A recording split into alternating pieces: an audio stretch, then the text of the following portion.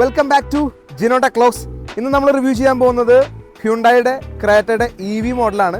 So നമ്മൾ ആ ഒരു വണ്ടി റിവ്യൂ ചെയ്യുന്നതിൻ്റെ ഒപ്പം തന്നെ നമ്മൾ പുതിയൊരു ഷോറൂം നിങ്ങളെ പരിചയപ്പെടുത്താണ്. ഇതാണ് നമ്മുടെ ഹ്യുണ്ടായിയുടെ ഏറ്റവും പുതിയ ഷോറൂം. നമ്മുടെ കുന്നംകുളത്തെ കാണിപ്പയൂരാണ് വന്നിട്ടുള്ളത്. അതായത് യൂണിറ്റി ഹോസ്പിറ്റലിൻ്റെ അതുപോലെ പെൻകോൻ്റെ ഒക്കെ അടുത്താണ് ഈ ഒരു ഷോറൂം വന്നിട്ടുള്ളത്.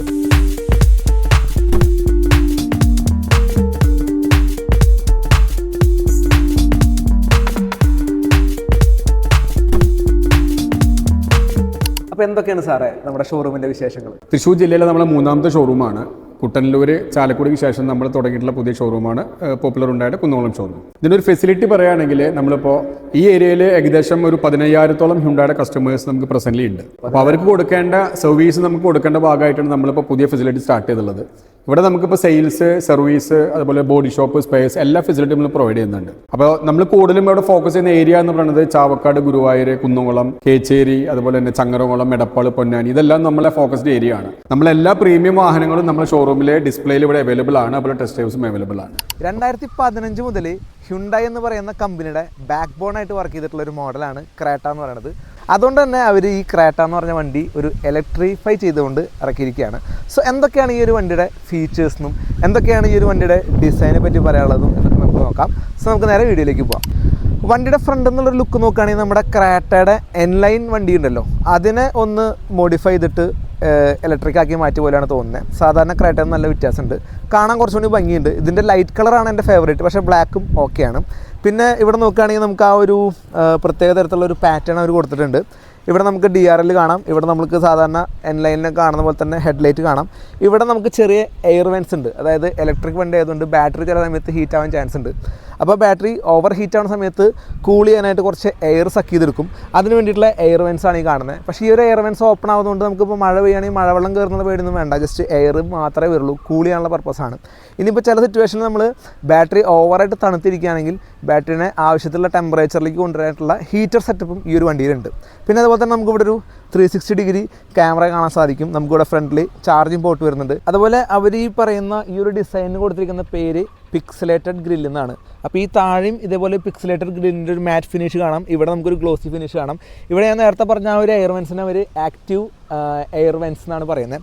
ഇനി ഇവിടെ നമ്മൾ നോക്കുകയാണെങ്കിൽ നമ്മുടെ ചാർജിങ് പോർട്ട് ഓപ്പൺ ചെയ്യാനായിട്ട് ഈ പറഞ്ഞ പിക്സലേറ്റഡ് ഗ്രില്ലിൻ്റെ അവിടെ ഒരു പിക്സലിൻ്റെ മുകളിൽ മാത്രം ഒരു ബട്ടൺ കാണാം.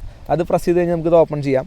ഇവിടെ ഓപ്പൺ ചെയ്ത് കഴിഞ്ഞാൽ നമുക്കിവിടെ DC ചാർജിങ്ങുള്ള സെറ്റപ്പും AC ചാർജിങ്ങുള്ള സെറ്റപ്പും സെപ്പറേറ്റ് ആയിട്ട് നമുക്ക് കാണാൻ സാധിക്കും.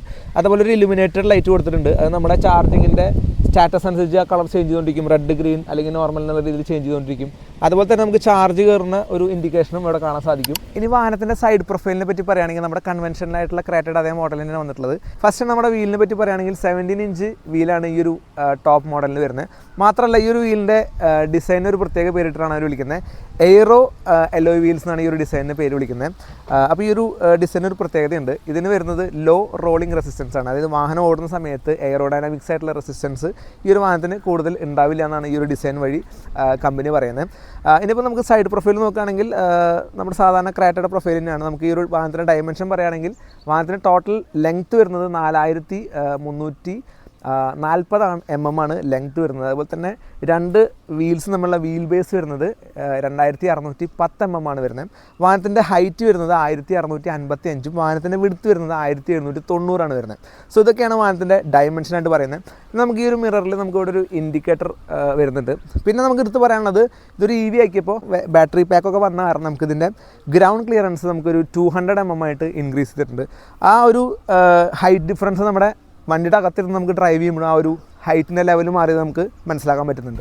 ഇനി നമുക്ക് റിയർ സൈഡ് നോക്കുകയാണെങ്കിൽ നമ്മുടെ ക്രെറ്റയുടെ സെയിം മോഡൽ തന്നെയാണ് റിയർ സൈഡും വരുന്നത്. അപ്പോൾ ഇവിടെ നമുക്കൊരു ഷാർക്ക് ഫിൻ ആൻറ്റിന വന്നിട്ടുണ്ട്. ഇവിടെ നമുക്കൊരു എക്സ്റ്റൻഡ് ആയിട്ടുള്ളൊരു ചെറിയ സ്പോയിലർ വന്നിട്ടുണ്ട്. ഇവിടെ നമുക്കൊരു ബ്രേക്ക് ലൈറ്റ് ഇൻഡിക്കേഷൻ അവിടെയുണ്ട്. പിന്നെ നമുക്ക് ഡീഫോഗർ കോയിൽസ് വരുന്നുണ്ട്, വൈപ്പർ വരുന്നുണ്ട്. ഇവിടെ നമുക്ക് കണക്റ്റഡ് ടെയിൽ ലാമ്പാണ് വരുന്നത്. പിന്നെ ഒരു ഇലക്ട്രിക് ബാഡ്ജിങ് കൂടെ കൊടുത്തിട്ടുണ്ട്. അവിടെ ക്രെറ്റയുടെ ബാഡ്ജിങ് കൊടുത്തിട്ടുണ്ട്. പിന്നെ ഹ്യുണ്ടായുടെ ബാഡ്ജിങ് കൂടി ഉണ്ട്. സോ താഴെ നമുക്ക് ആ ഒരു പിക്സലേറ്റഡ് ഗ്രില്ലിൻ്റെ നേരെ ഓപ്പോസിറ്റ് പോലത്തെ ഒരു ഡിസൈനാണ് നമുക്കിവിടെ കാണുന്നത്. ഒരു വേറൊരു മോൾഡ് പോലെയാണ് നമുക്ക് ഡിസൈൻ കാണുന്നത്. സോ ഇതൊക്കെയാണ് റിയർ സൈഡിൽ നിന്ന് കാണാം. റിയർ സൈഡൊക്കെ ഡിസൈൻ വൈസ് ഓക്കെയാണ്. നമുക്കിനി ഇതൊന്ന് ഓപ്പൺ ചെയ്ത് നോക്കാം. ഓപ്പൺ ചെയ്ത് കഴിഞ്ഞാൽ നമുക്ക് വിശാലമായിട്ടുള്ള 433 ലിറ്റർ സ്പേസുള്ള ഒരു ബൂട്ട് സ്പേസ് കാണാൻ സാധിക്കും.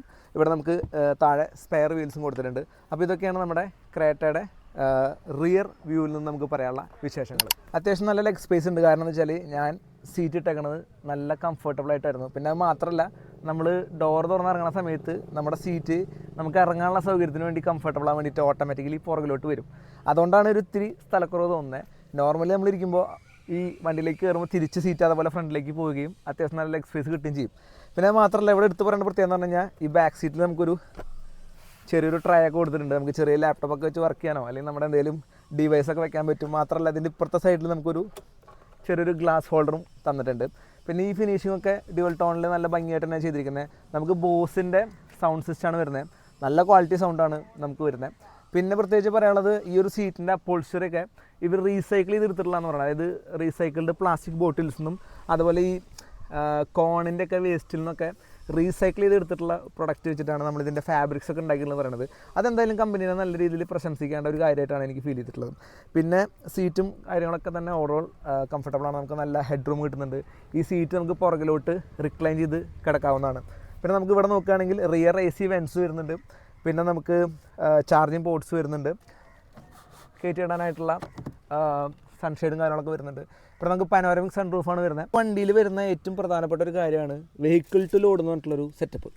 അതായത് നമ്മളിപ്പോൾ ഏതെങ്കിലും ഒരു ട്രിപ്പൊക്കെ പോയിട്ട് നമുക്ക് എന്തെങ്കിലും ഫുഡൊക്കെ കുക്ക് ചെയ്യണം, അല്ലെങ്കിൽ എന്തെങ്കിലും ഒരു ഇലക്ട്രോണിക് ഡിവൈസ് ചാർജ് ചെയ്യാനോ അല്ലെങ്കിൽ പവർ ചെയ്യാനൊക്കെ വേണ്ടിയിട്ട് നമുക്ക് ഈ ഒരു വണ്ടിയുടെ ഇവിടെ നിന്ന് തന്നെ നമുക്ക് പവർ എടുക്കാൻ പറ്റും. അതിന് വേണ്ടിയിട്ടുള്ളൊരു പോർട്ട് നമുക്ക് ഈ ഒരു സീറ്റിൻ്റെ സെൻറ്ററിലായിട്ട് ഇവിടെ കൊടുത്തിട്ടുണ്ട്. ഇവിടെയാണ് നമുക്ക് അതിൻ്റെ ഒരു സോക്കറ്റ് വരുന്നത്. പിന്നെ മാത്രമല്ല, നേരത്തെ പറയാൻ വിട്ടുപോയ കാര്യം എന്ന് പറഞ്ഞാൽ നമുക്ക് ഇവിടെ നല്ല ഹാൻഡ് സപ്പോർട്ടൊക്കെ വരുന്നുണ്ട് സൈഡ് ഡോർസിന്. അതുകൊണ്ട് പറയാൻ പറഞ്ഞ അതുപോലെ തന്നെ ഈ ഒരു സീറ്റിൻ്റെ ഇവിടെ നോക്കുകയാണെങ്കിൽ നമുക്കിവിടെ കപ്പ് ഹോൾഡേഴ്സും കാര്യങ്ങളൊക്കെ വരുന്നുണ്ട്. സോ ഗൈസ്, അങ്ങനെ നമ്മളിപ്പോൾ ഇരിക്കുന്നത് ഹ്യുണ്ടായി ക്രേറ്റ EVയുടെ ഏറ്റവും ടോപ്പ് മോഡലായിട്ടുള്ള, അതായത് ലോങ് റേഞ്ച് വേർഷനായിട്ടുള്ള എക്സലൻസിൻ്റെ ഉള്ളിലാണ്. സോ ഇതിൻ്റെ ഇൻറ്റീരിയറിലെ വിശേഷങ്ങൾ നോക്കുകയാണെങ്കിൽ ഒരുപാട് പറയാറുണ്ട്. കാരണം അത്രയും ഫീച്ചർ ലോഡഡാണ് ഈ ഒരു വാഹനം. അപ്പോൾ നമുക്ക് ഈ സൈഡിൽ തന്നെ തുടങ്ങാം. സൈഡിൽ നമുക്ക് വരുന്നത്, ഇവിടെ നമുക്ക് മിറർ കൺട്രോൾസ് വരുന്നുണ്ട്, ലോക്ക് കൺട്രോൾസ് വരുന്നുണ്ട്, ഇവിടെ നമുക്ക് പവർ വിൻഡോ കൺട്രോൾസ് വരുന്നുണ്ട്, ഇവിടെ നമുക്ക് സീറ്റ് മെമ്മറി ഓപ്ഷൻസ് കാണാൻ സാധിക്കും. നമ്മൾ 2 പേര് ഉപയോഗിക്കുന്ന വാഹനമാണെങ്കിൽ ഓരോരുത്തരുടെയും സീറ്റ് പൊസിഷൻസ് മെമ്മറൈസ് ചെയ്ത് വെക്കാൻ വേണ്ടിയിട്ടാണ് ഈ 2 ബട്ടൺസ്. സോ അത് നമുക്കിവിടെ കാണാൻ സാധിക്കും. അതുപോലെ നമുക്ക് ഈ ഒരു സൈഡിൽ നോക്കുകയാണെങ്കിൽ ഇവിടെ നമുക്ക് ഒരുപാട് ചെറിയ ബട്ടൺസ് കാണാൻ സാധിക്കും. ഇവിടെ നമുക്ക് ഹിൽ ഹോൾഡ് അസിസ്റ്റിൻ്റെ ഒരു ഇതാണ്. ഇവിടെ നമുക്ക് ട്രാക്ഷൻ ഓൺ ഓഫ് കാണാൻ സാധിക്കും. ഇവിടെ നമുക്ക് പാർക്കിംഗ് സെൻസറിൻ്റെ ഓൺ ഓഫ് കാണാൻ സാധിക്കും. അതുപോലെ നമുക്ക് ഇവിടെ ലൈറ്റ് കൺട്രോൾസ് ആണ്, ലൈറ്റിൻ്റെ ഹൈറ്റ് അഡ്ജസ്റ്റ്മെൻ്റ് ആണ് ഇവിടെ കാണാൻ സാധിക്കുക. ഇവിടെ നമുക്കൊരു AC വെൻസ് കാണാൻ സാധിക്കും. ഇവിടെ നമുക്ക് എൻജിൻ സ്റ്റാർട്ട് ഓഫ് കാണാം. ഇനി ഈ പറയുന്നതാണ് നമ്മുടെ, അത് കുറച്ച് ഹിഡൻ ആയിട്ടാണ് ഇരിക്കുന്നത്. ഈ കാണുന്നതാണ് നമ്മുടെ ഗിയർ സെലക്ടിങ് നോബ് എന്ന് പറയുന്നത്. കുറച്ച് പ്രീമിയം ആയിട്ടുള്ള രീതിയിലാണ് അവിടെ ചെയ്തിരിക്കുന്നത്. സോ നമുക്കിവിടെ ഈ ഒരു നോബിൻ്റെ ഇവിടെ ആയിട്ടാണ് നമുക്ക് പാർക്ക് ചെയ്യാനായിട്ട് സാധിക്കുക. ഇത് ലൊക്കേറ്റ് ചെയ്തിരിക്കുന്നത് ഇവിടെയാണ്, നമ്മുടെ സ്റ്റിയറിങ്ങിൻ്റെ താഴെയായിട്ടാണ്. നമുക്കിവിടെ ഫ്രണ്ട് നോക്കുമ്പോൾ പെട്ടെന്ന് കാണുന്നില്ല. പക്ഷേ നമുക്കത് വൺസ് മനസ്സിലാക്കി കഴിഞ്ഞാൽ വളരെ കൺവീനിയൻ്റ് ആയിട്ടുള്ളൊരു ഓപ്ഷൻ ആയിരിക്കും. കാരണം നമ്മൾ ഇവിടെ നമുക്ക് ഗിയർ നോബ്സ് സെലക്ട് ചെയ്യണേക്കാൾ വളരെ ഈസി ആയിട്ട് ഈ റൈറ്റ് ഹാൻഡോടെ തന്നെ നമുക്ക് ഇവിടെ കൺട്രോൾ ചെയ്യാൻ സാധിക്കും. അപ്പോൾ ഇവിടെ പിടിച്ചിങ്ങനെ ആക്കി കഴിഞ്ഞാൽ ഡ്രൈവ് മോഡിലേക്ക് പോകും, ഇവിടെ റിവേഴ്സിലേക്ക് പോകും, അതൊക്കെയാണ് ഇവിടെ ചെയ്യുക. ഇവിടെ നമുക്ക് പാർക്ക് ചെയ്യാനുള്ള ഓപ്ഷൻ ഇവിടെ ഉണ്ട്. പിന്നെ നമുക്ക് ഇവിടെ നമുക്കൊരു ലൈറ്റ് കൺട്രോളിൻ്റെ നോബ് കാണാൻ സാധിക്കും. പിന്നെ ഇവിടെ നമുക്കൊരു വൈപ്പർ കൺട്രോൾസ് കാണാൻ സാധിക്കും. ഇനി ഇവിടെ നമുക്കൊരു പാഡൽ ഷിഫ്റ്റർ ഉണ്ട്. അത് നമ്മുടെ റീജനറേഷൻ ഓൺ ആക്കുന്നതിൻ്റെയാണ്. അപ്പോൾ റീജനറേഷൻ ഓൺ ആക്കി തന്നെ നമുക്ക് ആ ഒരു ഫീൽ പെട്ടെന്ന് മനസ്സിലാക്കാൻ സാധിക്കും. നമ്മുടെ ആക്സലറേറ്റർ വിട്ടുടനെ തന്നെ നമുക്ക് ബ്രേക്കിംഗ് എഫക്റ്റ് കൂടിയ പോലെ തോന്നും. അതെന്താണെന്ന് വെച്ച് കഴിഞ്ഞാൽ ഓരോ സമയത്തും നമ്മൾ ആക്സലറേറ്റർ കൊടുത്തിട്ട് വിടുന്ന സമയത്ത് ആ ഒരു ബ്രേക്കിംഗ് എഫക്റ്റ് വരുമ്പോൾ നമ്മുടെ ബാറ്ററി റിവേഴ്സ് ചാർജ് ആയിക്കൊണ്ടിരിക്കുകയാണ്. അത് ഓഫ് ചെയ്യാനുള്ള മറ്റൊരു പാഡൽ ഷിഫ്റ്റർ ഇവിടെ നമുക്ക് കാണാൻ സാധിക്കും.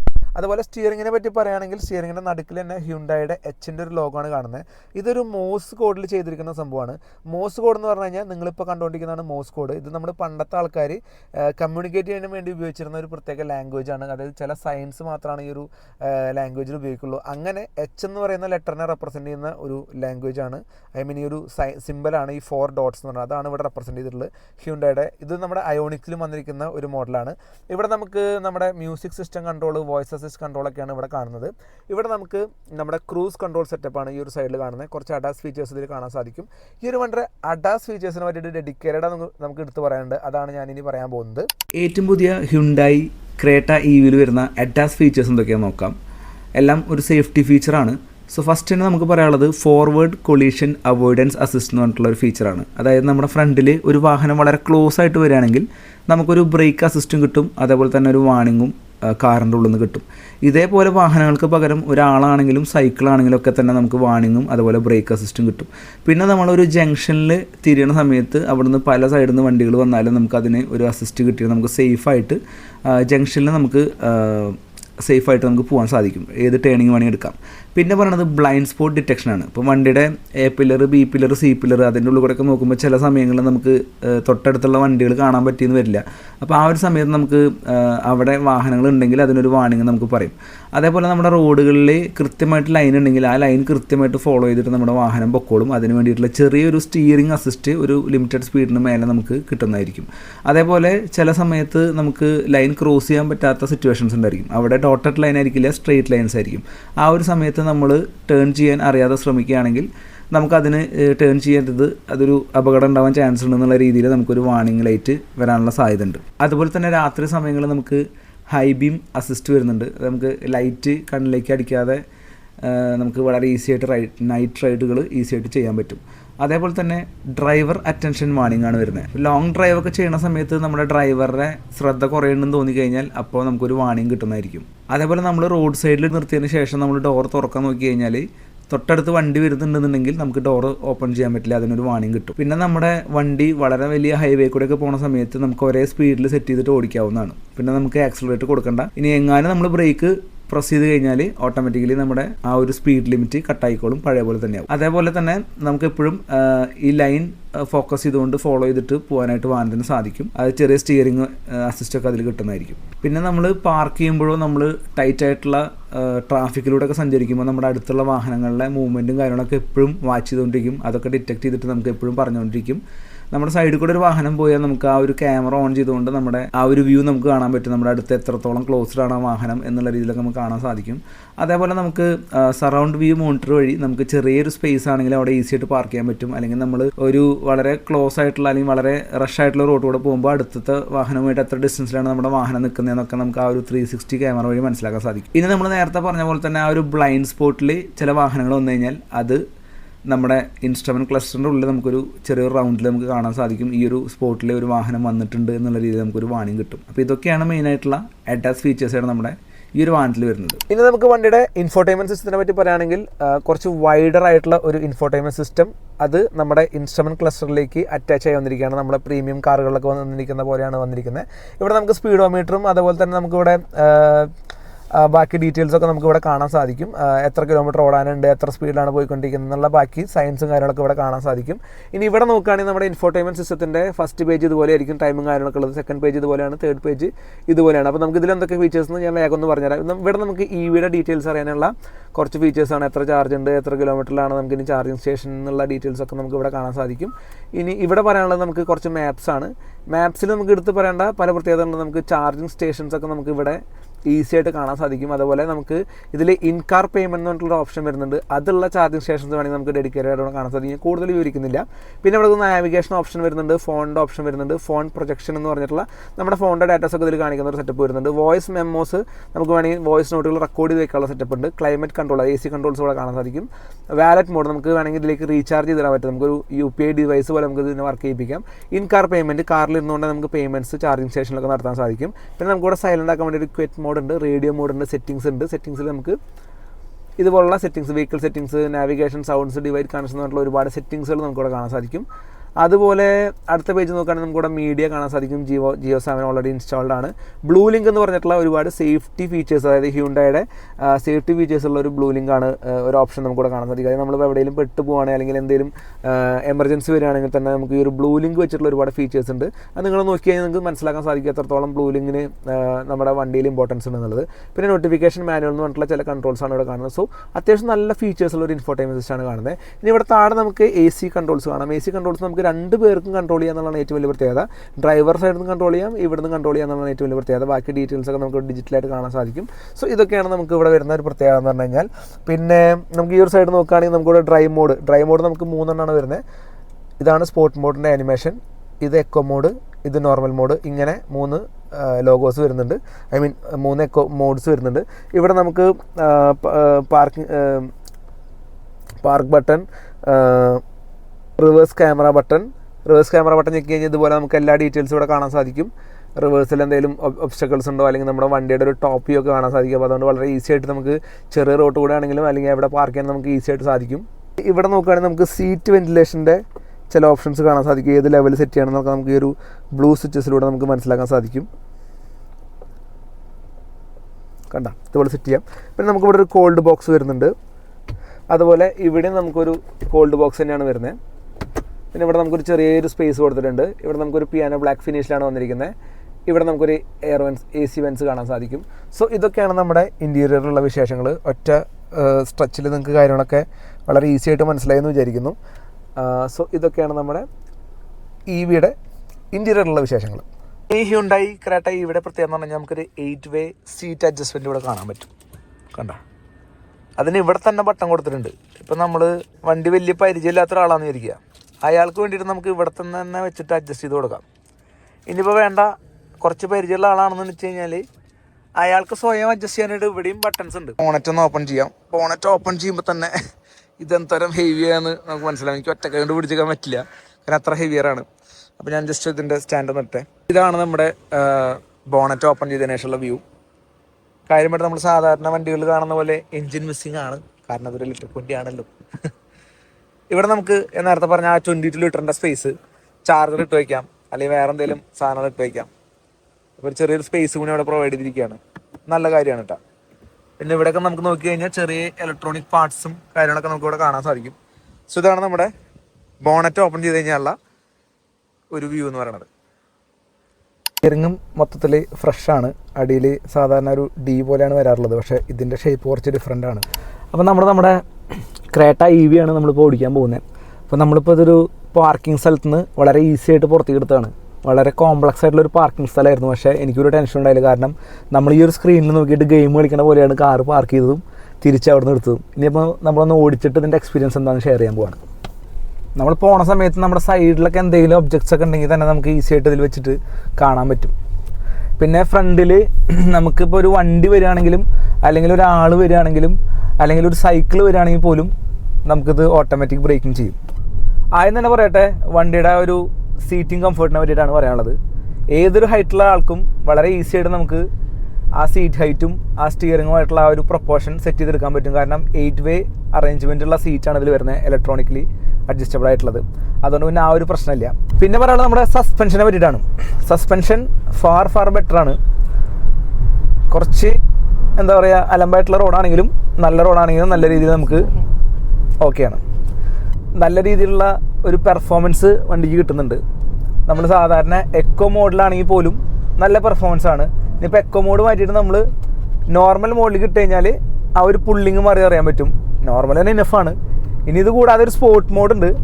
സ്പോർട്ട് മോഡ് ഇട്ട് കഴിഞ്ഞാൽ പിന്നെ ഇതാണ് അവസ്ഥ. ഞാനായിട്ട് ഇട്ടതല്ല, ഞാനൊന്ന് ഫ്രീ ആയിട്ട് ഇരുന്ന് കൊടുത്തു എന്നുള്ളൂ. നമുക്ക് ആ ഒരു പുള്ളിങ് കിട്ടുന്നത് തന്നെയാണ്. അപ്പോൾ ഇത് അറിയണമെന്നുണ്ടെങ്കിൽ കറക്റ്റായിട്ട് നിങ്ങൾ ടെസ്റ്റ് ഡ്രൈവ് ചെയ്താൽ തന്നെ നിങ്ങൾക്ക് ആ ഒരു സംഭവം നിങ്ങൾക്ക് മനസ്സിലാവുള്ളൂ. പിന്നെ ബ്രേക്കിംഗ് എഫിഷ്യൻസിനെ പറ്റി പറയുകയാണെങ്കിൽ ഓക്കെയാണ്. പിന്നെ EV എന്നുള്ള രീതിയിൽ ഇതിൻ്റെ മാക്സിമം റേഞ്ച് ഞാൻ പറഞ്ഞു 473 നമ്മൾ മനസ്സിലാക്കി. അത് കിട്ടാനുള്ളൊരു മെയിൻ കാരണം എന്ന് പറഞ്ഞു കഴിഞ്ഞാൽ നമ്മുടെ ഈ റീജനറേഷൻ കൂടിയാണ്. അതായത് നമുക്കിവിടെ ഒരു റീജനറേഷൻ സെറ്റപ്പ് ഓൺ ആക്കാൻ പറ്റും. അതിൻ്റെ ഇവിടെ താഴെ ഒരു പാഡൽ ഷിഫ്റ്റർ ഉണ്ട്. ആ റീജനറേഷൻ സെറ്റപ്പ് ഓൺ ആക്കി കഴിഞ്ഞാൽ നമുക്ക് ഓടിക്കുമ്പോൾ അത്ര കംഫർട്ടല്ല. കാരണം വെച്ചാൽ നമ്മൾ ആക്സലറേറ്റ് പുള്ളി ചെയ്യുമ്പോൾ കുഴപ്പമില്ല. പുള്ളി ചെയ്തതിന് ശേഷം നമ്മൾ റിലീസ് ചെയ്യുന്ന സമയത്ത് പെട്ടെന്ന് നമുക്കൊരു ആരോ ബ്രേക്ക് ചെയ്യുന്ന പോലത്തെ ഒരു ഫീൽ വരും. കണ്ട തന്നെ വണ്ടി ബ്രേക്ക് ചെയ്യണ പോലെയാണ്. ഞാൻ ബ്രേക്ക് ചെയ്തല്ല, തന്നെ ബ്രേക്ക് ചെയ്യണ പോലെ. അതെന്താണെന്ന് വെച്ച് കഴിഞ്ഞാൽ നമ്മൾ ആക്സലറേറ്ററിൽ നിന്ന് കാലെടുത്ത് കഴിഞ്ഞാൽ പിന്നെ ഇതിൻ്റെ മോട്ടർ റിവേഴ്സ് വർക്ക് ചെയ്യണ പോലെ ആക്ട് ചെയ്തിട്ട് ഇതിന് റിവേഴ്സ് ചാർജിങ് കിട്ടുന്ന ഒരു പരിപാടിയാണ് ഈ പറഞ്ഞ റീജനറേഷൻ എന്ന് പറയുന്ന പരിപാടി. അപ്പോൾ അങ്ങനെ ചെയ്യുമ്പോൾ ഓരോ തവണയും നമ്മുടെ ബാറ്ററിക്ക് ആ ഒരു ചെറിയ പീരീഡ് ആണെങ്കിൽ പോലും റിവേഴ്സ് ചാർജിങ് നടന്നുകൊണ്ടിരിക്കുകയാണ്.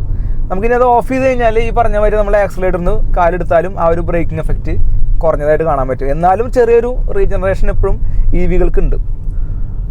അപ്പോൾ ഇതാണ് നമ്മുടെ ഓവറോൾ വണ്ടി ഓടിക്കുമ്പോൾ ഒരു എക്സ്പീരിയൻസ്. പിന്നെ നമുക്കിതിൽ 3 ഡ്രൈവിംഗ് മോഡ് വരുന്നുണ്ട്.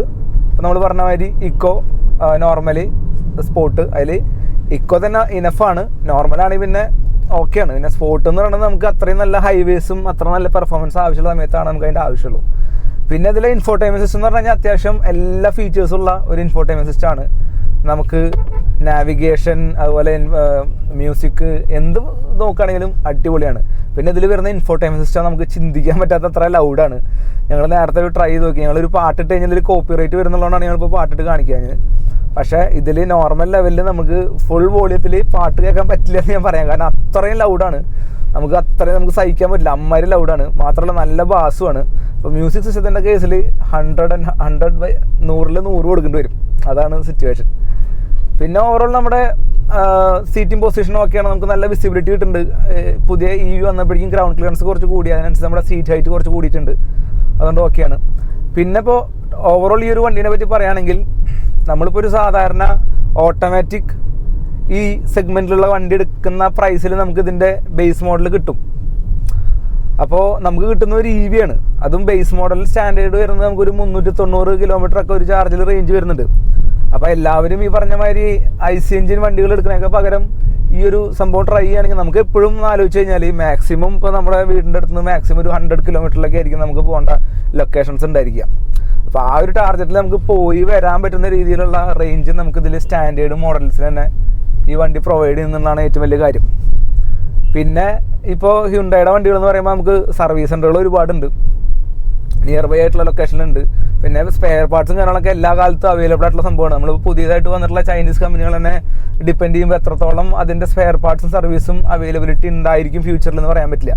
ഇവരൊക്കെ ആകുമ്പോൾ കുറേ കാലമായിട്ട് നമ്മുടെ നാട്ടിലുള്ള കമ്പനികളാണ്, അപ്പോൾ നമുക്ക് ട്രസ്റ്റ് ചെയ്ത് വണ്ടികൾ വാങ്ങിക്കാൻ പറ്റുന്ന കമ്പനികളാണ്. പിന്നെ ക്രേറ്റനെ പറ്റി പറയുമ്പോൾ ഹ്യുണ്ടായുടെ ചരിത്രത്തിൽ തന്നെ അവർക്കൊരു ബാക്ക് ബോണായിട്ട് അവരെ സപ്പോർട്ട് ചെയ്തിട്ടുള്ളൊരു മോഡലാണ് ക്രേറ്റ എന്ന് പറയുന്നത്.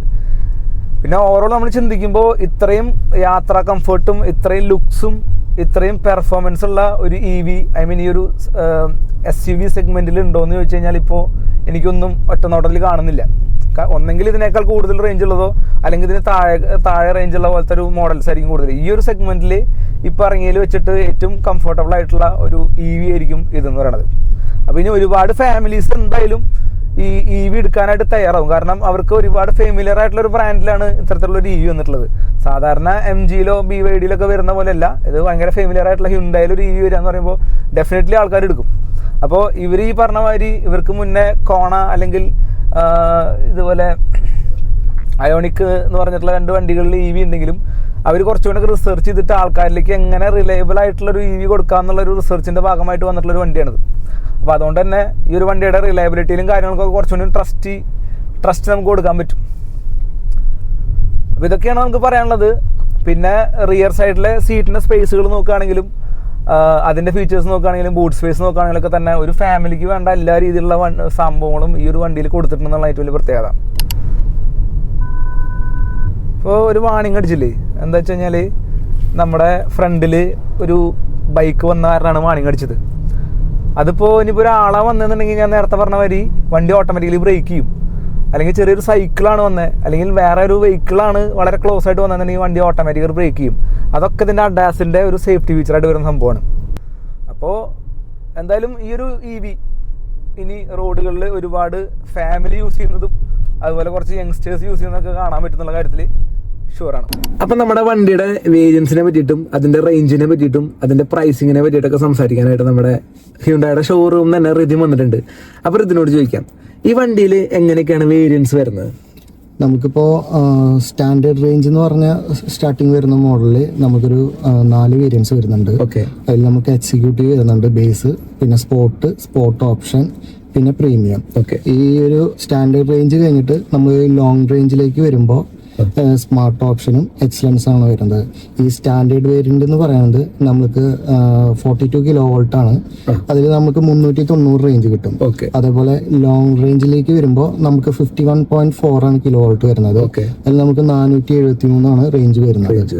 അപ്പൊ നമ്മളിപ്പോ ഈ ഓടിക്കുന്നതിന് 473 ആണ് റേഞ്ച് എക്സലൻസ് ആണ്. ഓക്കെ, ഇതിന്റെ ബാറ്ററി കപ്പാസിറ്റി പറയുമ്പോൾ ബാറ്ററി കപ്പാസിറ്റി വരുന്നത് നമുക്ക് 51.4 ആണ് കപ്പാസിറ്റി വരുന്നത്. മറ്റേതാകുമ്പോൾ ഇത്ര ഉണ്ടാവില്ല. മറ്റേതാകുമ്പോൾ നമുക്ക് 42 കിലോ വോൾട്ട് സ്റ്റാൻഡേർഡിലേക്ക് വരുമ്പോൾ. ഓക്കെ. സോ ഇതാണ് ഇതിന്റെ റേഞ്ച് വരുന്നത്. അപ്പോൾ ഈ ഒരു റേഞ്ചിന് ഇപ്പോൾ നമ്മളിപ്പോൾ ഓടിച്ചുകൊണ്ടിരിക്കുന്നത് 473 കിലോമീറ്റർ പെർ ചാർജിന് വരുന്ന റേഞ്ച് വരുന്ന മോഡലാണ്. തൊട്ട് താഴെയുള്ള സ്റ്റാൻഡേർഡ് നമുക്ക് 390 വരും. പക്ഷേ അതിന്റെ ബാറ്ററി ബാക്ക് 42 കിലോ വാട്ട് ഉള്ളതിന് 51.4 കിലോ വാട്ടിന്. ഇനി നമുക്ക് ഇതിന്റെ ചാർജിങ് സെറ്റപ്പുകളൊക്കെ എങ്ങനെയാണ്? ഓക്കെ, നമുക്ക് ഇതിൽ ഇൻബിൽട്ട് ആയിട്ട് വരുന്നത് 2.8 കിലോ വോൾട്ടിന്റെ ചാർജിങ് ആണ്. അത് നമുക്കൊരു 60 to 21 അവേഴ്സ് ആണ് ഇതിന്റെ ചാർജിങ് വരുന്നത്. അതായത് നമ്മുടെ വീട്ടിലൊക്കെ നോർമലി ചാർജ് ചെയ്യാൻ പറ്റും. ഓക്കെ.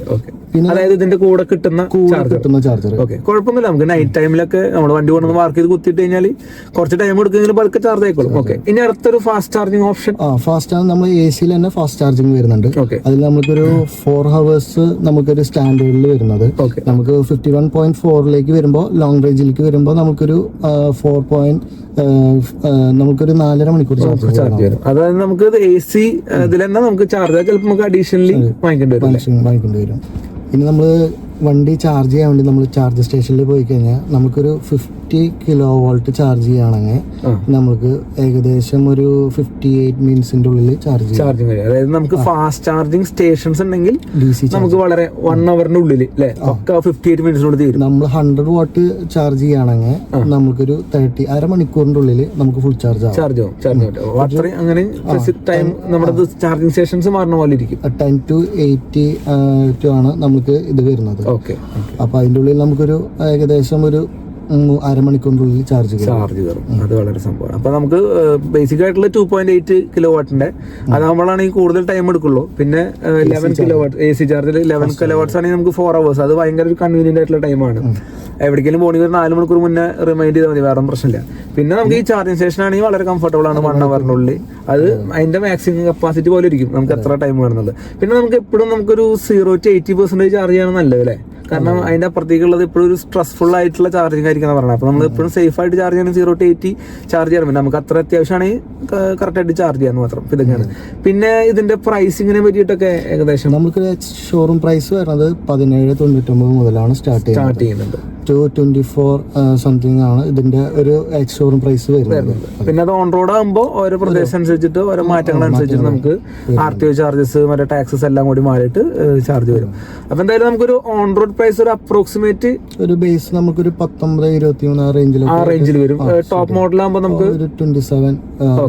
നമ്മളെ 27ന്റെ റേഞ്ചിനുള്ള മോഡലുണ്ട് കേട്ടോ ഇവിടെ. കാരണം ഇതിന്റെ അഡാസ് ഫീച്ചേഴ്സ് നമ്മൾ പറഞ്ഞ പോലെ തന്നെ ഒരു ലക്ഷറി പ്രീമിയം വാഹനത്തിൽ കിട്ടുന്ന എല്ലാ ഫീച്ചേഴ്സിൽ കിട്ടുന്നുണ്ടെന്നുള്ളതാണ് ഏറ്റവും വലിയ പ്രത്യേകത. അതുകൊണ്ട് ആ റേറ്റ് എന്നുള്ള നമുക്കൊരു വാല്യൂ ഫോർ മണി ആയിട്ട് തന്നെയാണ് നമുക്ക് കൺസിഡർ ചെയ്യാൻ പറ്റുള്ളൂ. അപ്പോൾ റേറ്റ് ഇല്ലാതെങ്കിൽ ഒരു ബഡ്ജറ്റ് കുറച്ചുകൂടി കുറയ്ക്കണം എന്നുണ്ടെങ്കിൽ നമുക്ക് വേണമെങ്കിൽ ആ ഒരു ബേസ് മോഡലിന്റെ ഓൺ റോഡ് പ്രൈസിൽ കിട്ടാവുന്നതിൽ വെച്ച് നല്ലൊരു വണ്ടി തന്നെയായിരിക്കും ക്രേറ്റയുടെ വണ്ടി എന്ന് പറയുന്നത്. ക്രേറ്റ ഇവിടെ വിശേഷങ്ങൾ ഇവിടെ അവസാനിക്കുകയാണ്. ഈ ഒരു വാഹനത്തിനെ പറ്റി നിങ്ങൾക്ക് എന്തെങ്കിലും ചോദിച്ചറിയാണെങ്കിൽ നിങ്ങൾക്ക് കമന്റ് വഴി ചോദിക്കാവുന്നതാണ്. അപ്പോൾ അടുത്തൊരു ഇൻഫോർമേറ്റീവ് ആയിട്ട് വീഡിയോ കാണാം. അതുവരെയും ബൈ. ജിനോ ടെക്ലോക്സ്.